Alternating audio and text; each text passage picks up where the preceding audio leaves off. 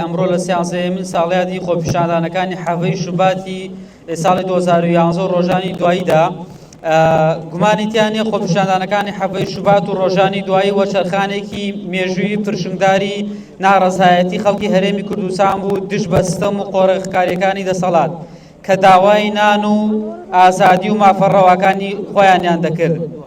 بەداخەوە لێکەوتەکانی دواتری پێشەوانەی ئامانجی هەڵگیرسانەکەی بوو. شەهید ڕێژوان لە یەکەم ساتی خۆپیشاندەران بوو و قوربانی چەکدار و چەتەکانی بارەگای لخی چواری پارتی بووە. یەکەم شەهیدی حەڤەی شوبات و ڕۆژانی دوایش دەیان گەنج و مناڵ و شەهید و بریندار کراوە.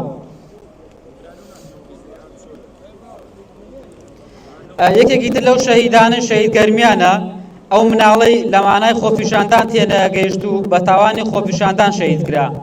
گەرمیان ئەحمەد ئەو مناڵەیە ساڵانەیە کە پیشەکانی لەتی دۆستەی پارتی بەر سنگێک کرد و ڤیدۆکانیشە دیار دەکرا چۆن حەفەزاوە و کە لە مانای خۆپیشاندانێکی پێویستوە.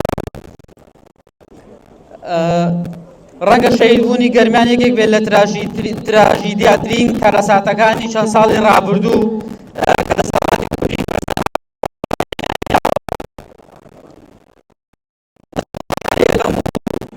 ئێستاش هەر کەسێک وتەیەکی هەیە توانێت پێشکەشی بکە.